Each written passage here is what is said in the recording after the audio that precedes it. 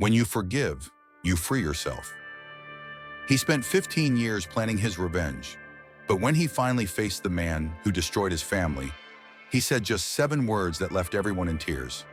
He was only 9 when the fire took everything. The house, the laughter, the smell of fresh-cut wood from his father's workshop, all gone in a single night of smoke and screaming. Aaron stood barefoot in the cold mud, watching the flames devour his past. His father was inside. He never came out. The villagers gathered, whispering behind hands, pointing. The rumors had already begun. It was Victor, they said. He always hated Elias. Elias, Aaron's father, had argued with Victor just 2 days before. Everyone knew. By sunrise, Victor was dragged away in chains. Aaron, too young to understand justice, understood one thing. His father was dead, and someone had to pay. The trial was swift, too swift. No solid proof, no witnesses. But the village wanted peace. Someone had to be blamed, and Victor was angry, bitter, the perfect villain. Aaron clung to that image. He needed it. He fed on it. At night, he whispered to himself, "I'll grow up. I'll become strong. And one day, I'll make him feel what I feel." But grief has a strange way of shaping a soul. Aaron didn't grow into a fighter. He grew into a monk. He shaved his head, wore robes, lit incense, and bowed to silence. Not because he wanted peace, but because he thought Buddhism would teach him how to master his rage. He believed that if he could learn to control his breath, he could someday control his revenge. No one at the monastery knew his real reason for coming. They only saw a boy who meditated longer than most, who fasted more, who never spoke of his family. But inside, Aaron's heart was full of fire. For 10 years, he carried the same question. How can I forgive a man who stole my entire world? He asked it every morning as the temple bells rang. He asked it again every night, staring at the candlelight that flickered like memories he couldn't put out. The other monks spoke of release, compassion, karma. Aaron listened, nodded, and held his pain tighter. He wasn't ready to let go. Not yet. One day, while sweeping the courtyard, a visiting monk from another town arrived. Behind him, a man stepped off the carriage. Old, frail, gray. Aaron froze. It was Victor. His hair had thinned. His back was hunched. But the face Aaron had burned into his mind for over a decade, was the same. Their eyes met. Victor blinked, confused at first, then recognition, then guilt. He lowered his head. Aaron dropped the broom. He didn't breathe, didn't speak. The visiting monk introduced Victor as a guest, someone seeking healing after prison. He'd been released just weeks ago, after new evidence cast doubt on his conviction. But Aaron didn't care. Doubt didn't bring back the dead. That night, Aaron couldn't sleep. He stared at the ceiling, heart racing.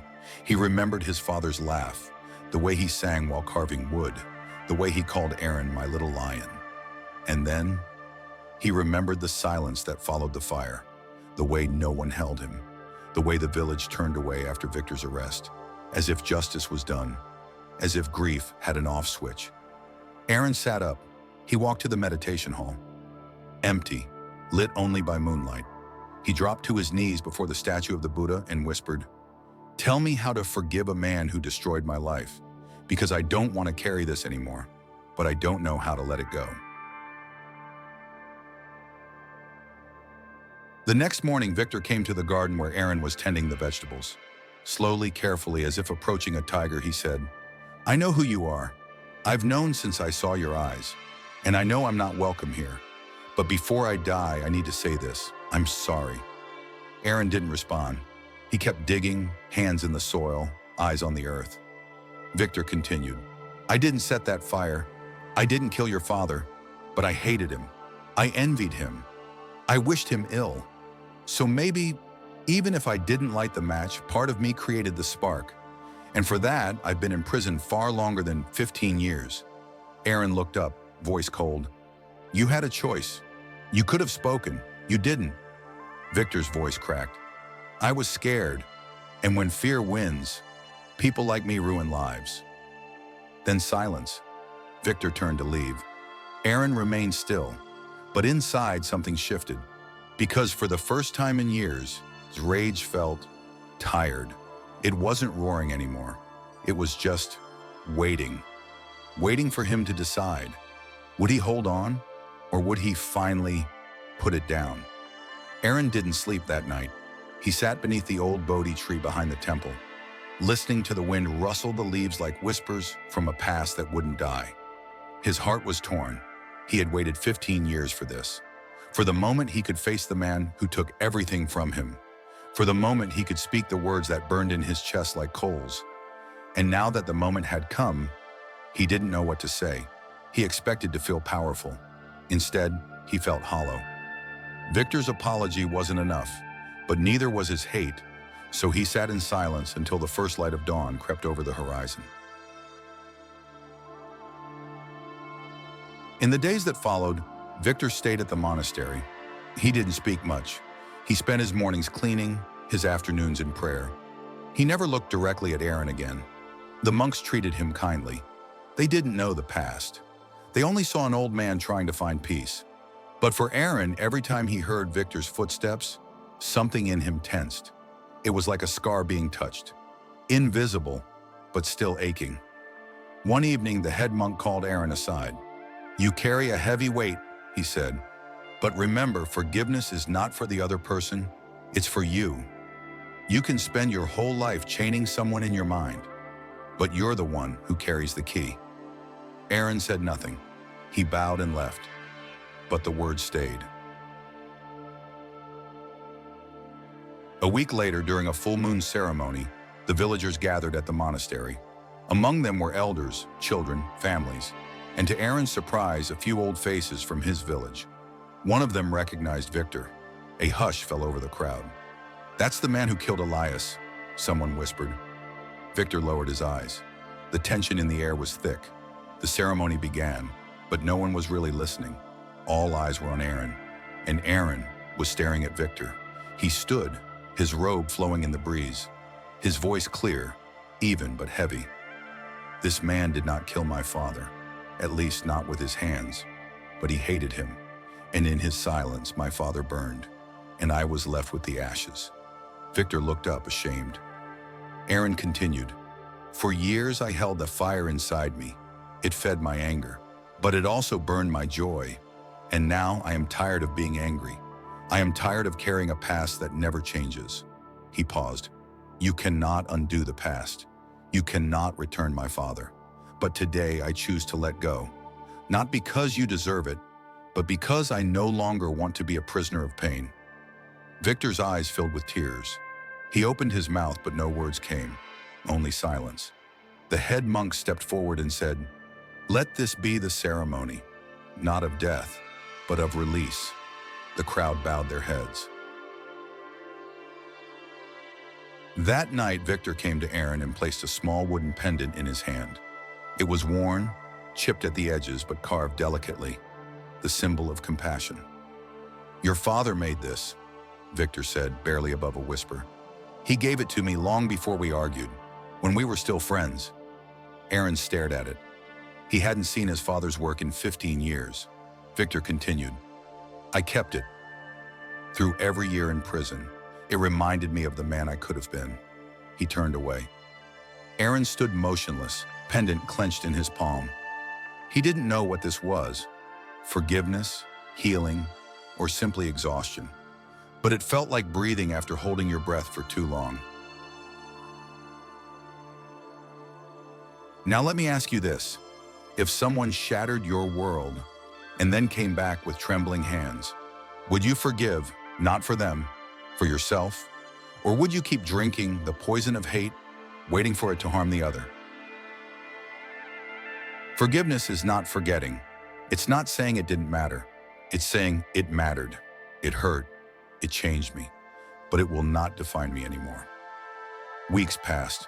The rains came early that season, falling in slow, steady rhythms that made the whole monastery feel like it was breathing. Victor grew weaker. The other monks noticed it. The way he coughed, the way he held his chest when he bowed, the way his legs shook when he stood for too long. But he never complained.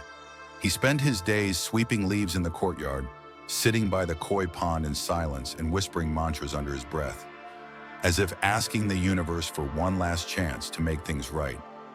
One morning, a younger monk found Victor collapsed near the temple gate. He was rushed to a nearby shelter where the village doctor confirmed what many already sensed. His time was running out. When Aaron heard the news, he didn't speak. He simply walked out into the mist, barefoot, and made his way to the shelter. Victor was lying on a straw mat, propped up by pillows, his face pale but peaceful. Their eyes met again, for the last time. Victor gave a weak smile. "I always thought I would die hated," he said, his voice dry like paper. "But you changed that." Aaron sat beside him, placing a damp cloth on his forehead. "I didn't change you," he replied softly. "You chose your path. I just stopped standing in the way of it." Victor closed his eyes for a moment, then reached under his blanket and handed Aaron a folded piece of parchment. "For you, for your peace." Aaron opened it slowly. Inside, written in a shaky hand, was a confession. Victor admitted his guilt, not in causing the fire directly, but in standing by, doing nothing, in hiding what he knew, in letting fear speak louder than truth. It was a full account, signed. "Give it to the village. If it helps," Victor said. "But I think they already know." Aaron folded the note and tucked it into his robe. "I won't share it," he said, "because the karma already found you, and the lesson already found me." Victor smiled again, this time with something lighter behind it. Relief. "Then I can go now. Lighter than I've ever been." And with that, his breath slowed until it stopped. Victor passed at sunrise. No one rang a bell. No chants were sung, just silence and peace. Aaron stood outside the shelter, watching the light spill over the hills. He held the pendant Victor had given him, running his thumb along the edge. He didn't cry, because somehow he had already wept for this moment, years ago.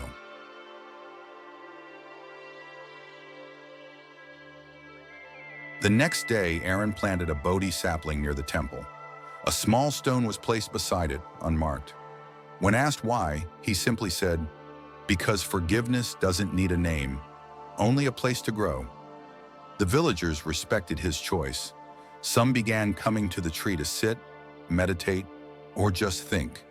And slowly, the story of Victor and of Elias became not a tale of hatred, but of transformation. A living lesson that pain does not have to be permanent, that even the deepest wounds can become gardens, if we choose to tend them. Aaron continued his life as a monk, still quiet, still thoughtful, but somehow softer. When asked how he found peace after so much loss, he would answer with one sentence: "I forgave him, not because he was worthy, but because I was."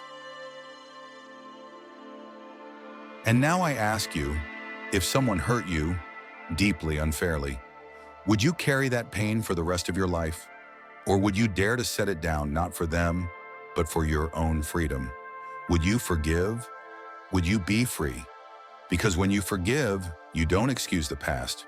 You reclaim the future, and in that moment, you stop being a victim.